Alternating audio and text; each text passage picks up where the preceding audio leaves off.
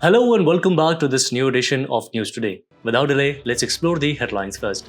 NAM calls for Cuba's removal from unilateral terrorism list of US.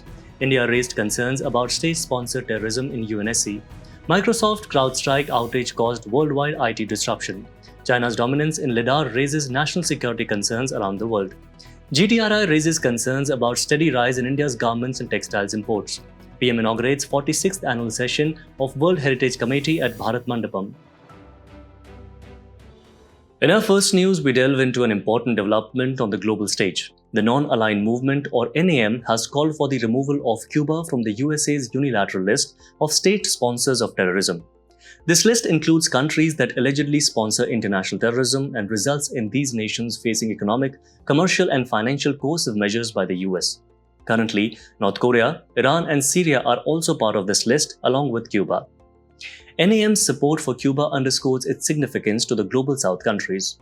Let's take a step back and understand NAM a bit better. The Non-Aligned Movement traces its roots to the 1955 Asia-Africa Conference in Bandung, Indonesia. Its first conference was held in Belgrade, Serbia in 1961. NAM was established as an alternative to the dominance of Cold War superpowers, the USA and Russia, with a vision to create a new international economic order.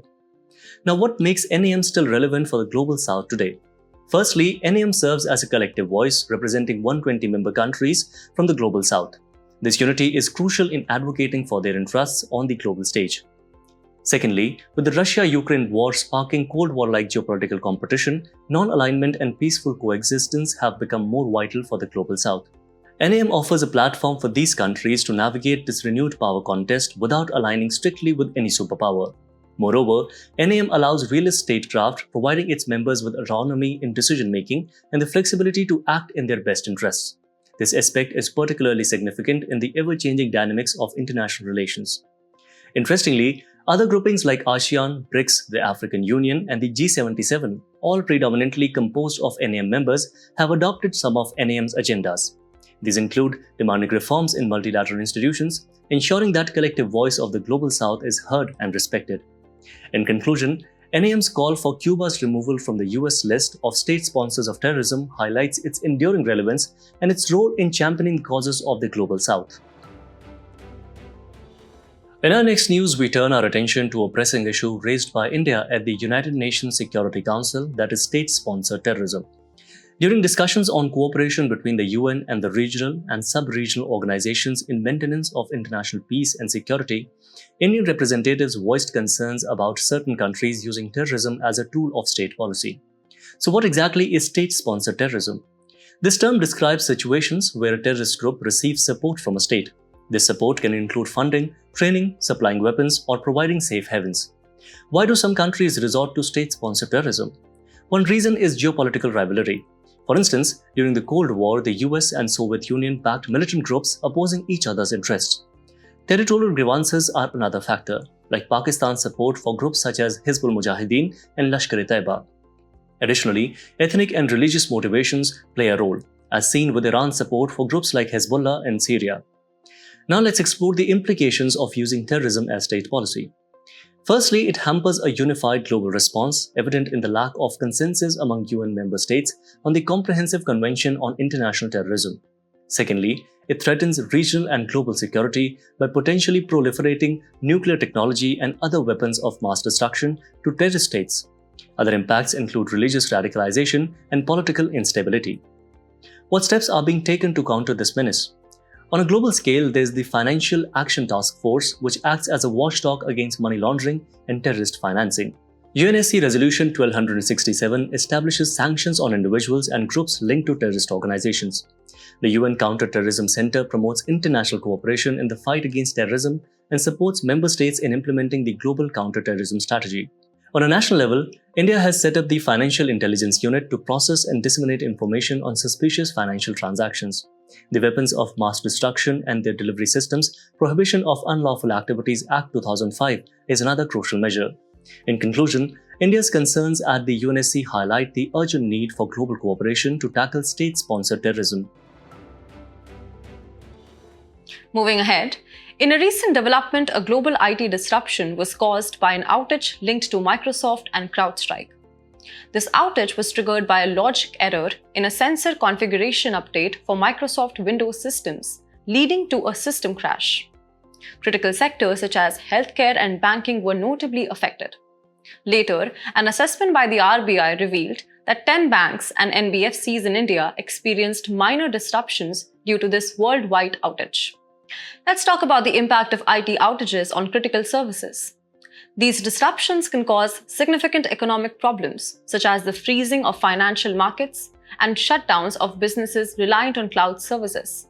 For example, in 2021, a major outage at the National Stock Exchange halted trading for nearly 4 hours. In healthcare, the consequences can be severe. Outages can disrupt telemedicine services and make digital health records inaccessible.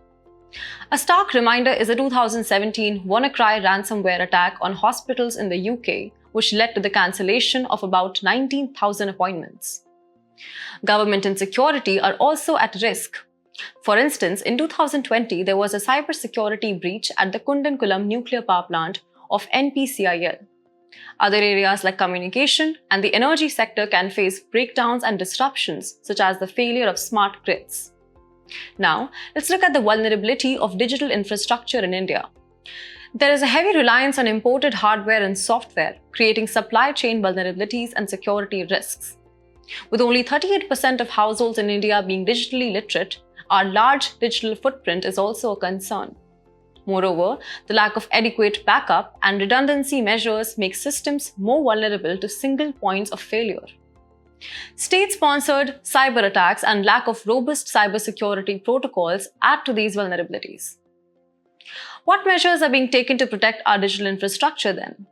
On the institutional front, we have the National Critical Information Infrastructure Protection Center, or NCIIPC. We also have Defense Cyber Agency, or DCA, and CERT-In. Legally, there are safeguards like the Digital Personal Data Protection Act 2023 and the Information Technology Act 2000. Policies like the National Cybersecurity Policy 2013 also play a vital role.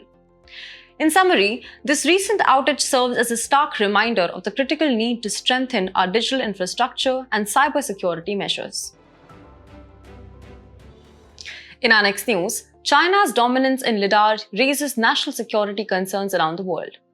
While current demand for light detection and ranging, or LiDAR technology, is primarily driven by autonomous vehicles, it is finding applications in a wide assortment of fields, both commercial and military. Let's delve into the details and learn more about LiDAR. LiDAR is a dual-use optical remote sensing technology that uses light in the form of a pulsed laser to measure distances and maps the surrounding environment. There are mainly two types of LiDAR systems. First, we have topographic. It typically uses near-infrared laser to map the land. Second is the bathymetric. It is a water-penetrating green light that can measure seafloor and riverbed elevations. This makes us curious to know, how does these LiDAR systems work? It consists of three main components: laser emitter, scanning mechanism, and specialized GPS receiver. It works on the same principles as radar and sonar, that is, emit waves of energy to detect and track objects. Radar, that is, radio detection and ranging, uses microwaves, and sonar, that is, sonic navigation and ranging, uses sound waves, whereas LiDAR uses light waves. The versatility of LiDAR technology is astounding. Here are just a few of its numerous applications. It can be used to measure agricultural landscaping and topography, for crop biomass estimation, to detect soil properties, etc. For aerospace and defense, it can be used for terrain mapping, target tracking, mine hunting, and imaging through clouds mapped terrain. Mission planning using sophisticated battlefield visualizations, etc. Additionally, it can be beneficial for advanced driver assistance systems, or ADAS, and autonomous vehicles, as they can use 3D LiDAR map data to navigate roads. Other applications include weather forecasting, mapping environments in virtual reality, and augmented reality applications, etc. In summary, as LiDAR continues to expand its reach, the world must navigate the fine line between technological advancement and safeguarding national security interests. Ahead, let's dive into a crucial issue raised by the Global Trade Research Initiative, or GTRI. The steady rise in India's garments and textiles imports. This topic is especially significant given the current state of India's textile industry. First, let's talk about the size and importance of this industry. Valued at a whopping $250 billion US, India's textile industry provides jobs to 50 million people. India is actively involved in all parts of the value chain. On the global stage, India contributes around 4.6% to the trade in textiles and apparel. However, when we look at the garment exports from 2013 to 2023, India's growth is only 4.6%, while Vietnam boasts an impressive 81.6% and Bangladesh follows with 69.6%. So what are the key challenges holding back India's textile industry? For starters, complex export procedures, outdated and intricate rules by the Directorate General of Foreign Trade and Customs make exporting a cumbersome process. Then we have import restrictions. High duties and mandatory quality norms on raw materials like polyester and viscose staple fibers complicate imports, making it tough to compete globally. Another hurdle is the weak weaving and processing sectors. Many small informal units lack advanced technology and scale, resulting in higher costs and lower quality compared to their Chinese counterparts. Lastly, the impact of fast fashion cannot be ignored. Frequent changes in fashion trends affect fabric and input consumption, rendering old norms impractical. What can be done to strengthen India's textile industry? A key step would be to modify the production-linked incentive scheme for the textile sector, making it more appealing to investors. Streamlining import procedures is also crucial. For example, the DGFT should issue import entitlements based on value terms similar to Bangladesh instead of scrutinizing the actual consumption of inputs. Strengthening the legal framework is another important measure. Enhancing the enforcement of contracts will provide a more secure business environment. Additionally, focusing on synthetic apparel production and implementing strategies to stay compliant with the fast fashion industry can make a significant difference. In conclusion, while India's textile industry faces several challenges, strategic measures can pave the way for a brighter future. Ahead in the news, today marks a historic moment as the Prime Minister inaugurates the 46th annual session on the World Heritage Committee at Bharat Mandapam. For the first time ever, India is hosting this prestigious UNESCO meeting responsible for managing all matters of World Heritage and deciding new sites for the World Heritage List. During his address, the Prime Minister eloquently said, "Heritage is not only history, but a shared consciousness of humanity." According to UNESCO, heritage is our legacy from the past, what we live with today, and what we pass on to the future generations. Heritage can be tangible like monuments or intangible like songs and dances. In 1972, UNESCO adopted the Convention Concerning the Protection of the World Cultural and Natural Heritage, an international treaty to safeguard our heritage. But why is heritage so important for humanity? Preserving cultural identity is one reason. For instance, classical dances like Bharatanatyam and Kathak preserve our cultural heritage, passing down stories, customs, and rituals through generations. Heritage also shapes human society. Take the Ellora caves, for example. They showcase Buddhism, Brahmanism, and Jainism, exemplifying India's deep-rooted spirit of tolerance. There are scientific values too. The 8th century Kedarnath temple, situated at an altitude of 3,500 meters, remains a challenging place for infrastructure development even today. Heritage has educational value as well. Findings from Sinauli in Uttar Pradesh pointed out that horse-driven chariots were used 4,000 years ago. And let's not forget the architectural inspiration. The Chaussat Yogini Mandir inspired the design of our new parliament. India is taking significant steps to protect global heritage. Our country will contribute $1 million to the UNESCO World Heritage Center for capacity building, technical assistance, and conservation of World Heritage sites. Additionally, a certificate program in World Heritage Management is being started for young professionals in India. The Archaeological Survey of India has been restoring global heritage sites such as Angkor Wat in Cambodia, Wat Pho Hindu Temple in Laos, and Ananda Temple in Vegan, Myanmar.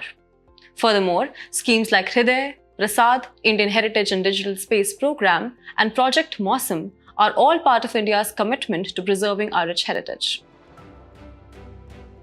In today's Place in News, we will discuss Laos with its capital Vientiane. Recently, 13 Indians lured into cyber scamming centers in Laos have been rescued. In terms of its political features, it is the only landlocked country in Southeast Asia. Its neighboring countries include China to its north, Vietnam to its northeast and east, Cambodia to its south, Thailand to its west, and Myanmar to its northwest. Additionally, it is a part of ASEAN and RCEP groupings. In terms of its geographical features, it has a tropical monsoon climate, and its major rivers include Mekong. The capital is also located on this river. Minerals such as gold, copper, zinc, lead, etc. are found in abundance. Its major mountains include Annamite Range, Luang Prabang Range. Its highest peak is Mount Pia. As we wrap up today's main news, let's take a moment for some quick updates. Recently, the UPSC chairperson resigned 5 years before the expiration of his term. Let's talk about the UPSC chairman as outlined in the Article 316. The UPSC chairman is appointed by the President of India. The chairman serves a term of 6 years or until they reach the age of 65, whichever comes first. The court noted the accused has been in custody for 9 years and the Supreme Court granted bail to an accused under the Unlawful Activities Prevention Act 1967. Section 43D Clause 5 of UAPA imposes strict conditions for bail, generally prohibiting it if the accusation seems prima facie true. China and the Philippines reached a deal to end confrontation in the disputed shoal island in South China Sea, which is claimed by China under the 9-dash line. 9-dash line is a visual representation of China's claims on Chinese official maps and comparative maps of disputed claims in the South China Sea. Invasive zebra mussel has been found for the first time in the Colorado River. Fingernail-sized mollusk native to the Caspian and Black Seas and probably arrived in the Great Lakes in 1980s via ballast water. A new study used RCP for studying impact of climate change on India's tropical dry deciduous forest. Study concluded that non-timber forests produced such as bale and baheda is expected to thrive, while species like Kironji, Mahua and Amla will be negatively impacted. Government has launched a new online vaccination portal for childhood vaccination. It is similar to CoWIN, open source digital platform. UWIN portal captures every vaccination event for pregnant women and children up to the age of 6 years under Universal Immunization Program. The European Space Agency has announced a rapid Apophis mission for space safety mission to study asteroid Apophis. Asteroid Apophis is a near-Earth object that is expected to pass within 20,000 miles of Earth's surface by April 2029. A 6-member student team from India have secured 4 gold medals, 1 silver medal and 1 honorable mention in the International Mathematical Olympiad 2024. This is the best performance by an Indian in IMO since the country's debut in 1989.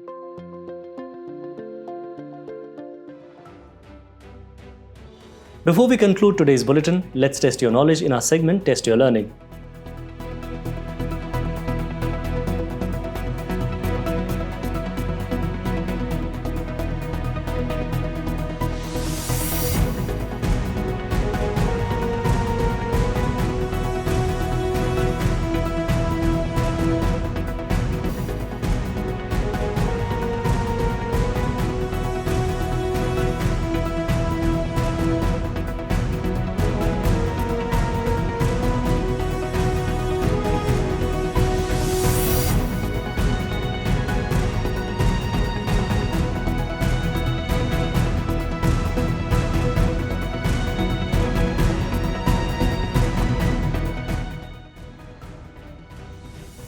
Thank you for tuning in. We hope you enjoyed this edition of News Today. For the quiz solutions and to download the PDF version of News Today, please visit the links provided in the description below.